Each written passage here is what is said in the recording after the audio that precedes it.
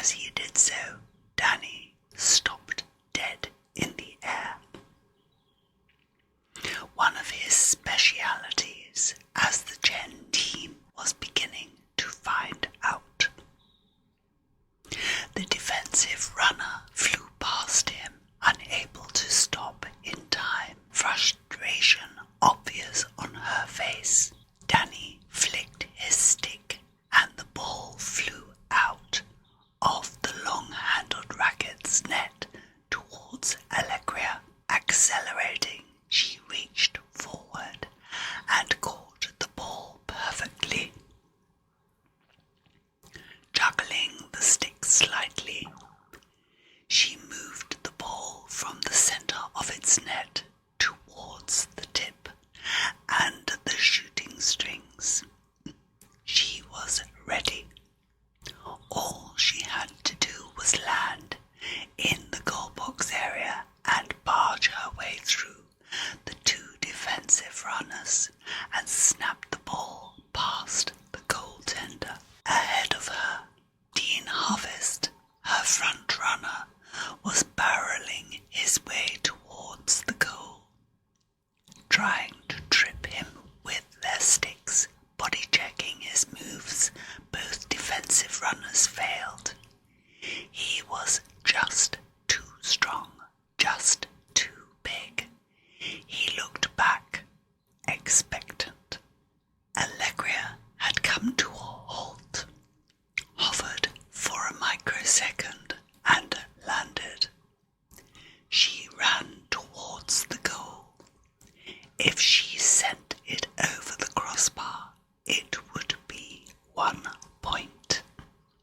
If she went for the goal and put it into the back of the net, it would multiply the point by 3. Suluhu were 2 points behind Chén, and it was the final minutes of the fourth quarter. They were out of options. Out of the corner of her eye, Allegria could see the other defensive runner moving away from Dean and towards her, determination on his face. Christine was moving forward as well. It was as if she knew what Allegria was thinking. Perfect change of plan. Allegria continued towards the goal.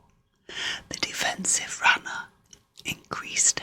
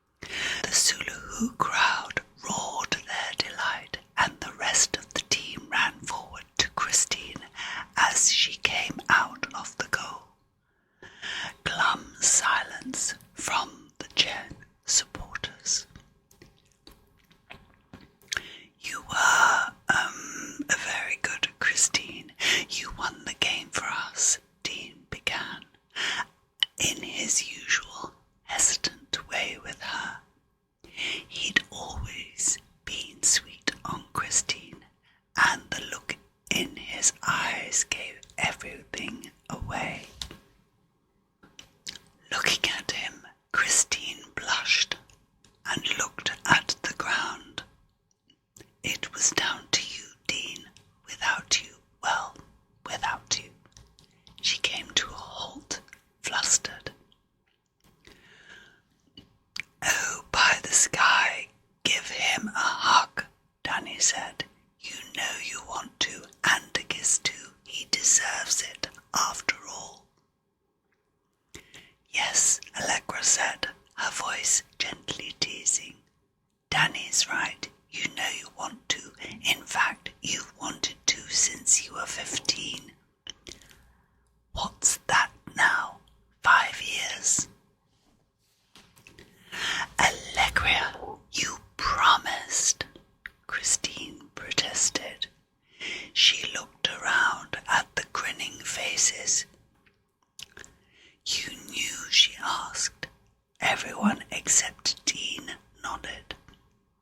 But how could you know? Blushing even more, she looked at Dean and noticed the same colour on his face. You didn't. I'm only just finding out. Emerging realization and delight obvious. Oh my. Confusion from Christine, her hand going to her mouth. Come on, Christine, I've known you since before we went to school, and to be honest, you're not the best at hiding what you're feeling, Allegra said. Just give him a chaste kiss on the cheek and we'll go and change. The team cheered as Christine did so. Dean's eyes went soft and his body gooey as he looked at her, smitten. As the team walked back to the changing rooms, Christine held Dean's hand for the first time. About time, Danny said, elated. The Zulu team headed towards the changing rooms. As they rounded the corner, the Chén goaltender suddenly stepped out in front of them. They stopped and looked at him, eyes wide with surprise.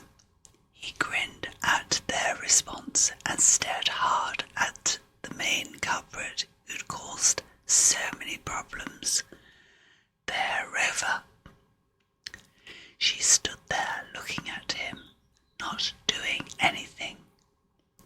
He noticed how still she was, almost as if she was sizing him up. He saw the usual silvern, feline-shaped eyes with high cheekbones, someone slightly taller than usual, and long blonde hair. Nothing special, he thought. He knew he could take her in a fight. He'd done it with others in the past, and this time would be no different. He turned to look at them all, confident of the way this was going to go. You were lucky, Zulu. You didn't deserve to win. And as for you, he turned to Christine.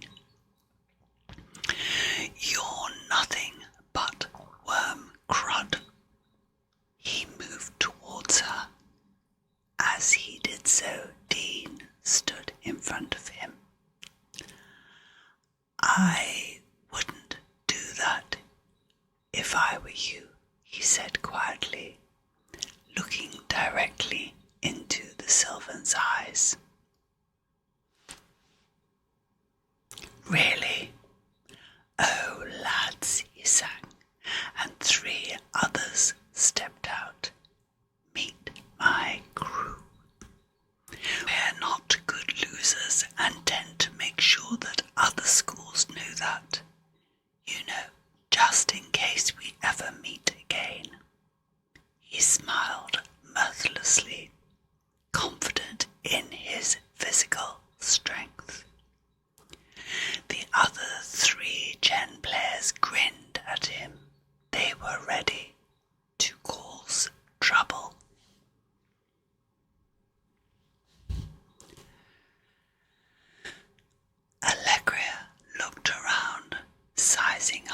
the situation. No umpires, teachers, or adults to intervene and help out here. Only she and her friends and the 4 Chén players. She went into herself and began to breathe slowly. She knew he was about a year older than her, much stronger and heavier. It was obvious that he was an experienced bruiser. Arrogance oozed from every pore. However, what he didn't know was that she had no boundaries when it came to fighting. He was still talking about what he and his crew were going to do to her and the rest of the Suluhu team when Allegria struck. Holding her stick in both hands, she pivoted and swept it up between his legs with all the force at her disposal. The shock on his face at the speed of her action was replaced immediately by a look of intense pain. His eyes watered and he grabbed his groin and sank to his knees. Gasping for breath and mewing, the other 3 Chén players remained rooted to the spot, surprised at the speed of Allegria's strike. Dropping her stick, Allegria moved forward and hit the goaltender on the back of his head with her open palm. He fell forward. Allegria was on him in an instant. Kneeling on his back, she launched 2 sharp jabs to either side of his ribcage. "Stay where you are, I haven't finished with him yet," Allegria growled. Turned to the 3 Chén players as they began to move to help their friend. They stopped in their tracks, grabbing the goaltender's hair. She pushed his face into the dirt and scraped it left and right. His face became an abraded mess of dirt and blood. All the while she looked around, checking that no one had moved. They hadn't.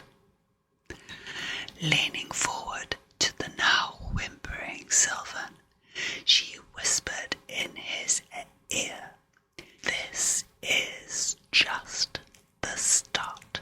You threaten any of mine again, any of them, or if I see you bullying any others in this school, or I hear of you doing this to others in Chén, I'll be waiting for you.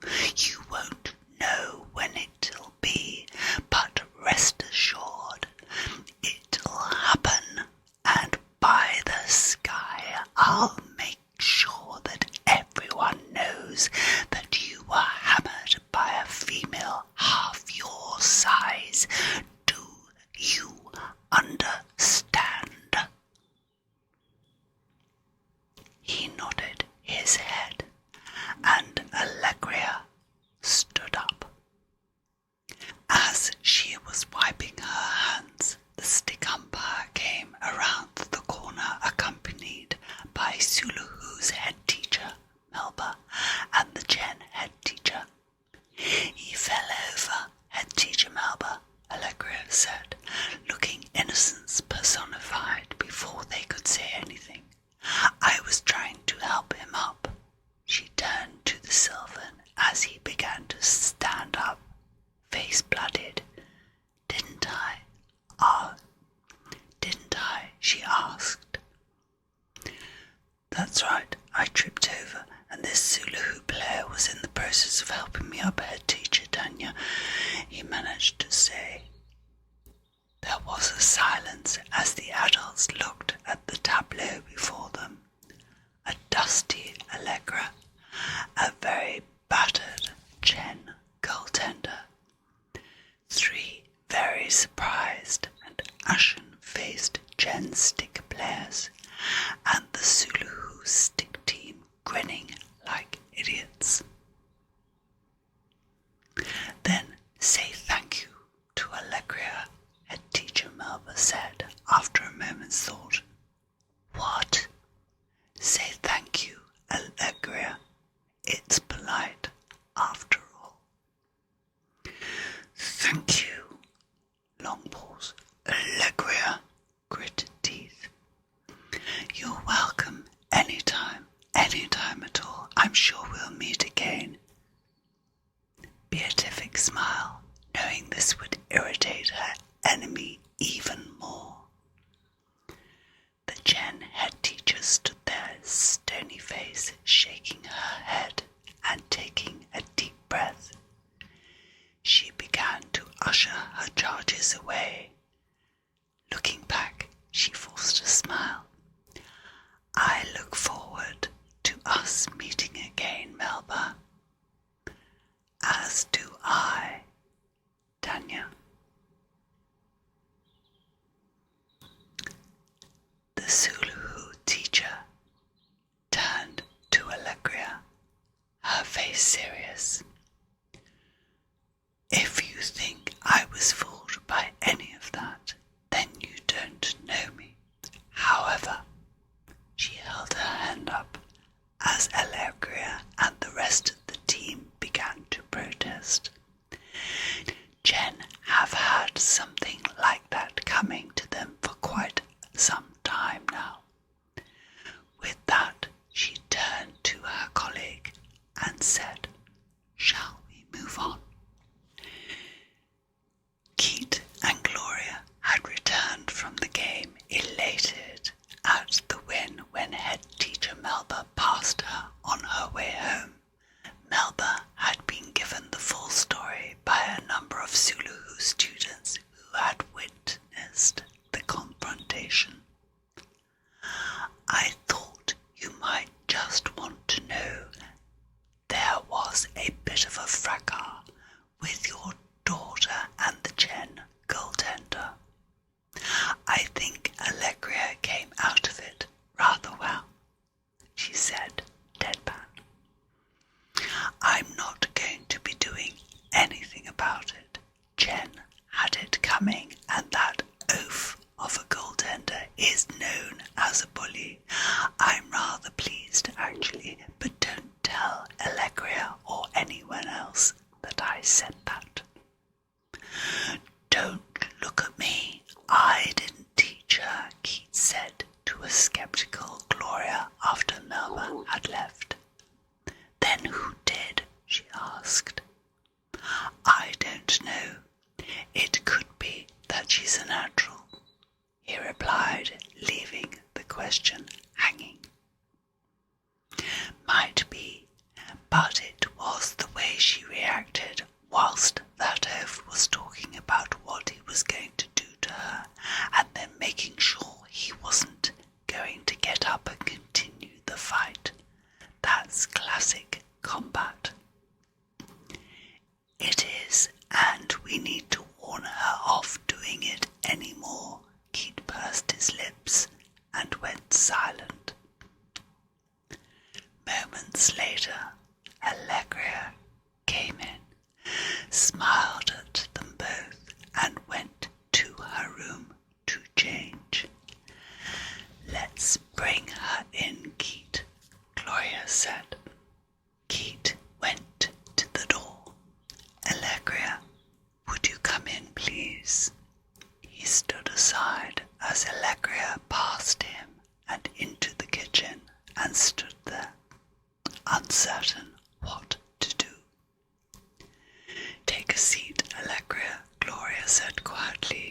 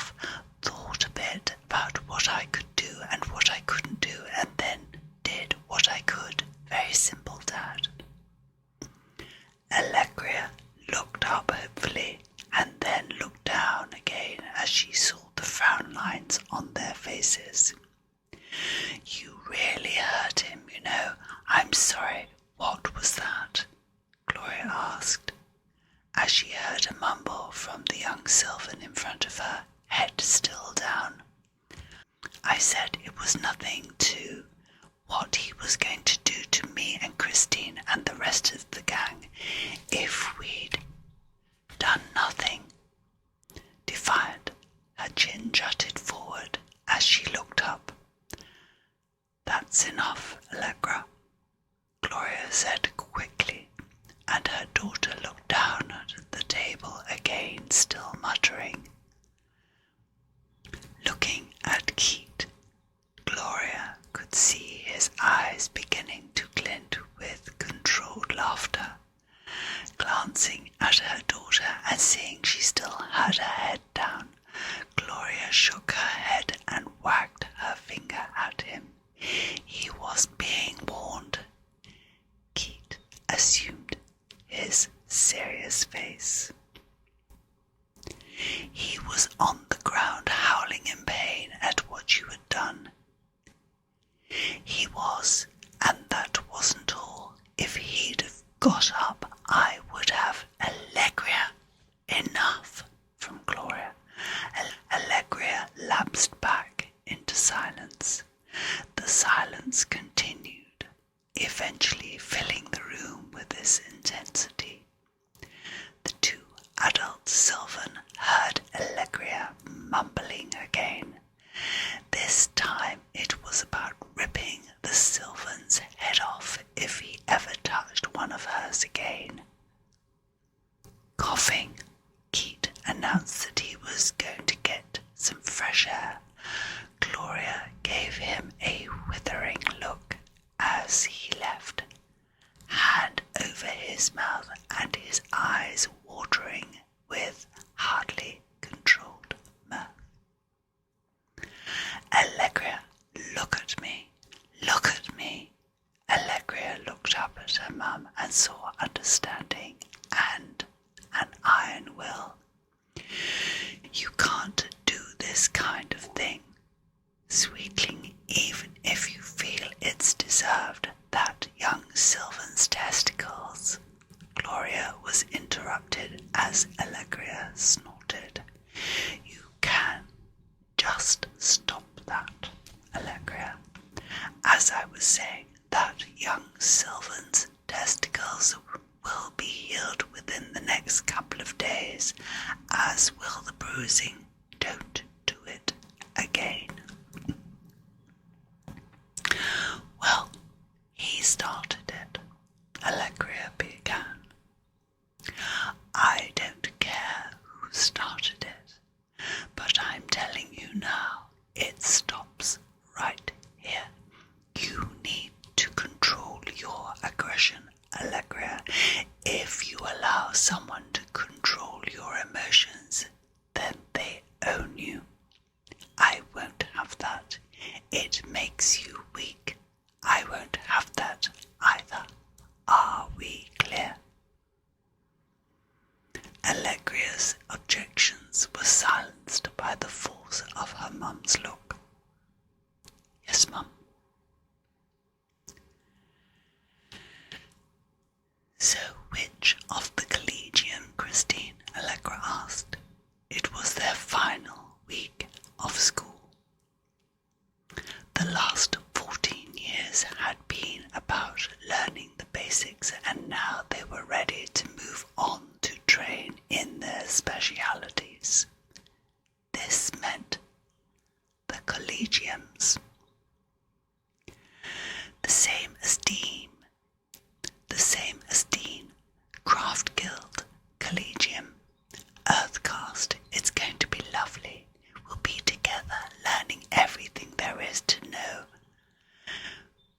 It's going to be lovely. We'll be together learning everything there is about growing things. Her friend's excitement was infectious, and Allegria could see the other students grinning at her and Dean's obvious joy. Dean smiled shyly, obviously a still smitten Sylvan. Everyone knew it would remain that way. Christine looked at Dean and her eyes softened.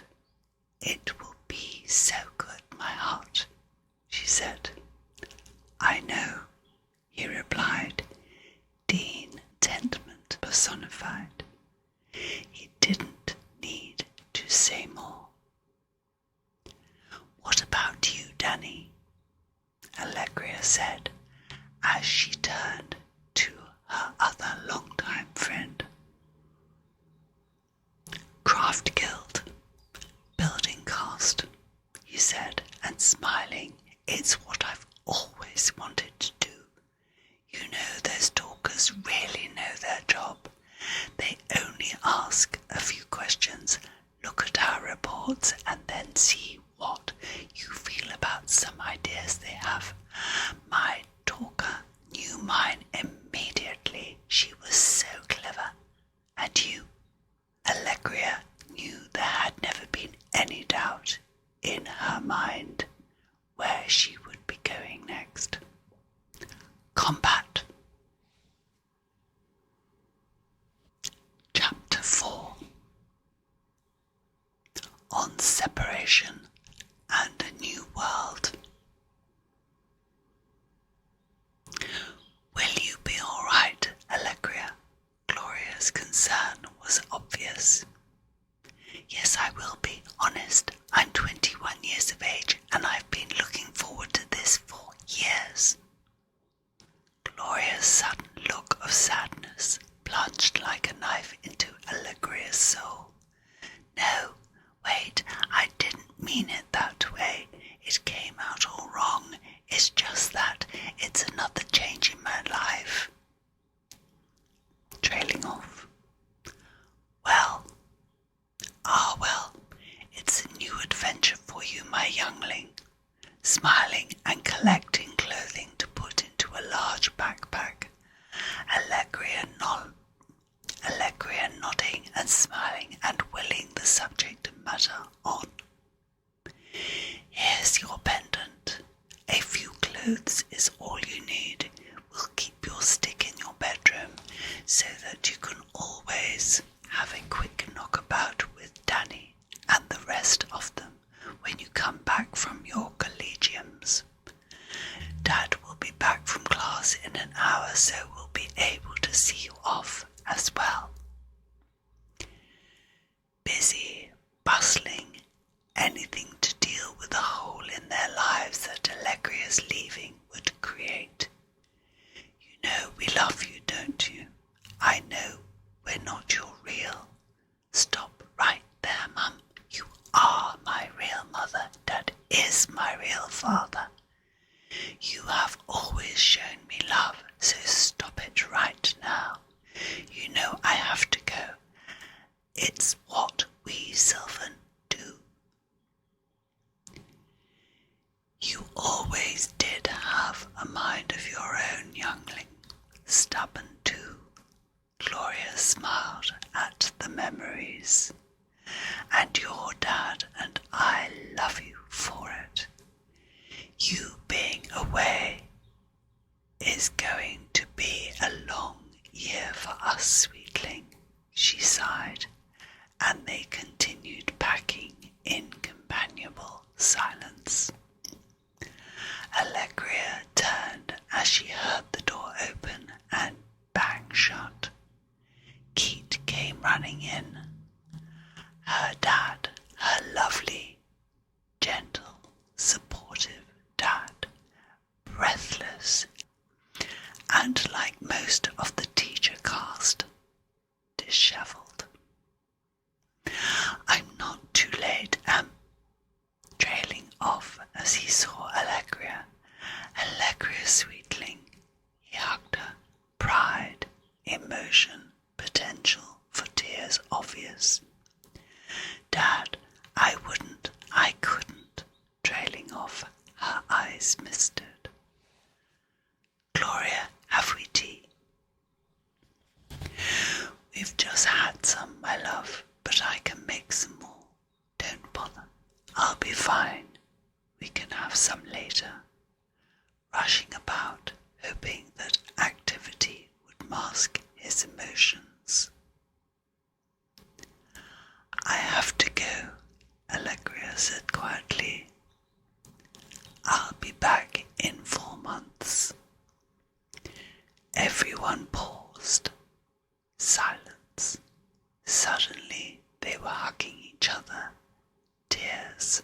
laughter, more hugs, noses being kissed by mistake instead of cheeks, more laughter than silence. Allegria looked at her parents, her eyes full of love. They had taken her in.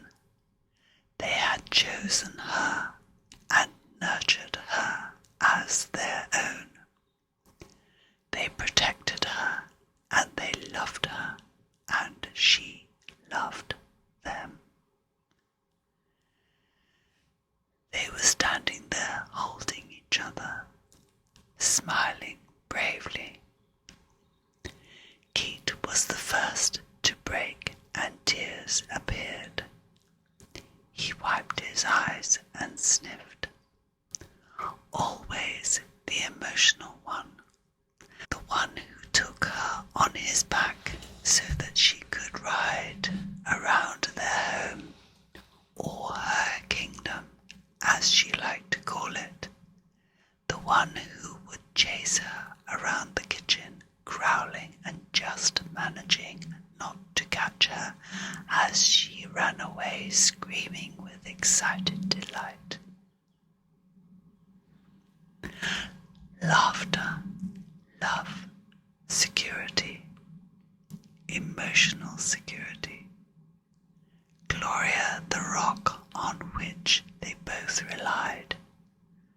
Careful, considerate, and always, always compassionate. So easy to love. So easy to love them both. She turned away and the portal opened in front of her. Don't look back. Don't look back, she repeated to herself. It was deemed bad luck. Well, shone on that. Allegria set her face into a smile and turned and waved. Her parents waved back, grinning, both wiping tears. Relief. No longer feeling as uncertain as she had earlier.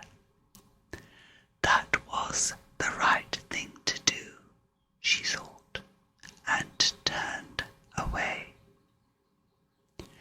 Allegria looked at the portal and shivered slightly. It was always the same. No matter how many times she transited the cold, she always had a fear that she might not complete the journey and become stuck. If you did, then you died, and not in a nice way.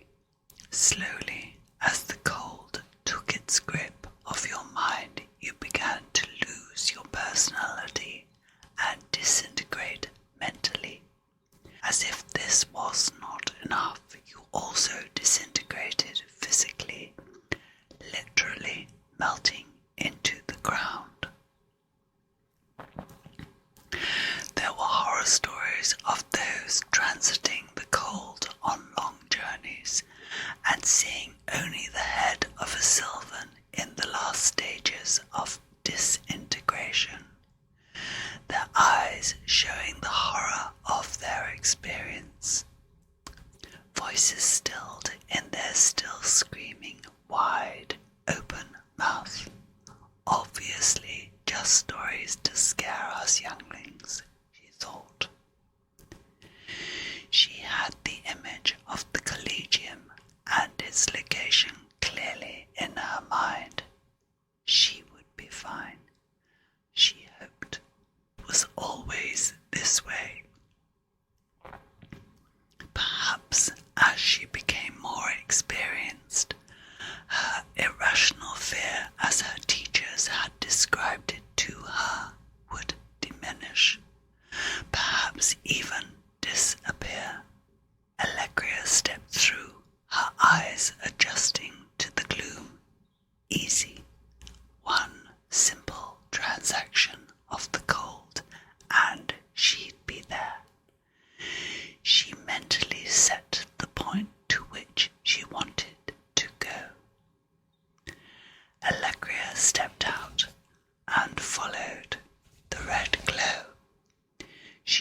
slowly, her thoughts mixed.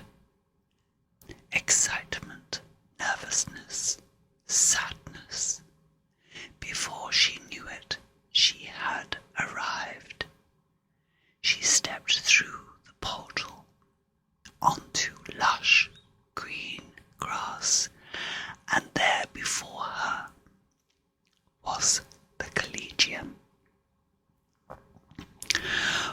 Well, here I am, and here I'll be for the next year, she thought.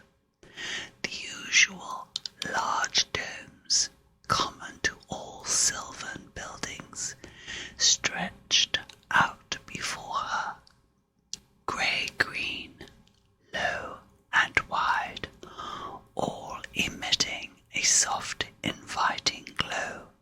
Her instructions stated the first requirement was to collect clothing and equipment, and then she'd be assigned a dormitory.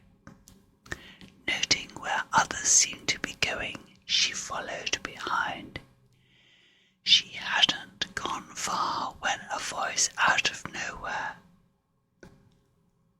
Excuse me, excuse me. Yes. And who might you be? The voice still had no body attached to it. Allegria looked round. There he was, the same size as her, and slim. His eyes. It was his eyes that arrested her attention, golden and full of laughter. My name's Patrick Nutt, by the way, and I'm currently duty Sylvan for all the new combat arrivals. Patrick Nutt, are you serious? You do know how that will be written? She laughed, unbelieving. Before she could continue, he interrupted her. Yes, I'm afraid I am. There are some very sad people who just love to call me Peanut. Obviously, my parents had a sense of humour, a very sick sense of humour, and one day I'm going to kick the Chén out of them. He paused. That's when they don't frighten me anymore. Call me Nux. His smile again. Allegria liked him immediately. So, how long have you been here? She asked. 2 days, but due to my innate intelligence, charm, and the fact that I am simply brilliant at everything I do, I was asked to welcome all the new combat arrivals as soon as they came through the portal and direct them to the clothing store. So here I am. You mean you were the most junior and didn't get out of the way quickly enough when this duty came up? Well, that's another way of looking at it, I suppose, he replied, grin widening further. But personally, I prefer my vision. It makes me feel even more important. In reality, at the moment, I'm ranked lower than a worm turd without the benefits of organic value. In other words, he sighed, a no one pretended dejection. However, you've arrived, mock sadness disappearing and the smile returning, and you're junior to me at the moment, he added quickly. So just do as you're told by your superior, me by the way, and make your way down to the admin dome. Third on the left, collect your clothing, and once you've done that, come out, and 2 domes to your right you'll see the combat faction dome. You'll be assigned your dormitory and room number when you get there. He turned away as another Sylvan came through the portal. Still smiling, Allegra walked to the admin dome, grass under her feet, feeling good. It was deep, very green, and seemed to wrap itself around her waves. A living thing that comforted the forest surrounding the buildings looked as though it had been here forever. Nothing had changed over millennia. A feeling of strength and permanence came from the broad-leaved trees that soared into the sky way above her. This evening it comprised long tendrils of blue, green, and soft red waves that moved together sinuously. They continued to twist and turn as they collided with the particles of energy emanating from the upper atmosphere. As she reached the double doors of the dome and went through, her peace was shattered. It was mayhem. Nux could have warned her. There were Sylvan everywhere, bumping into each other as they moved up to the counter where they were asked by harassed counter-clerks. There were Sylvan everywhere, bumping into each other as they moved up to the counter where they were asked by counter-clerks their name and program. On being told, the clerks looked Sylvan up and down as though they were measuring size and reached behind them for a pile of clothing without looking. The individual then made their way back to the wall to try the clothing on. I do not believe this. Have you seen the length of these trousers? Cried a long-limbed, golden-haired Sylvan. She just stood there with the trousers held up to her waist, whilst at least another body length of material lay on the floor. Is that clerk blind? I know I'm tall, but this is ridiculous. I can't wear this. I'd be a laughingstock if I attempted to teach pre-vocation classes in this. Her shorter friend commiserated. Look, you know you were told this might happen and that we had to show initiative. Just take them and we'll tailor them tonight. It will be okay, honest. All said with a voice strangulated by the effort of stopping the laughter so obviously bubbling up. It's all right for you, wailed the tall one. You can tailor things and I can't. I'm going back to the dorm and never leaving. Voice becoming more emotional as she looked at herself in the mirror. She flounced out with her shorter friend following her. As she passed Allegria, the friend winked, shrugged her shoulders, and left. Grinning, Allegria made her way to the counter. The clerks continued to ignore the mayhem and hand out the piles of clothing. They seemed immune to the agony they were inflicting on their fellow Sylvan, even the beautiful ones. Name: Phoebe Allegria.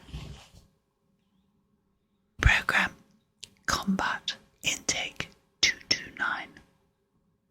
The clerk turned and went further back, past the clothing that lay ready to hand, and came back holding a leather training jacket, padded gloves, 2 pairs of trousers, shirts, underwear, boots, and a helmet.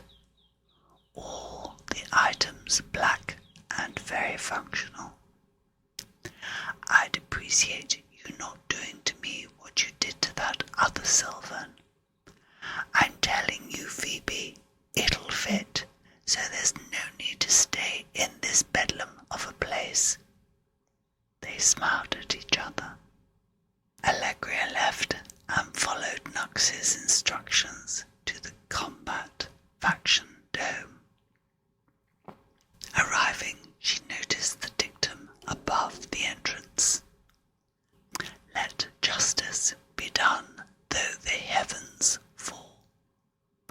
An administrative orderly came towards her, asked for her name and program, and then gave Allegria her dormitory and room number.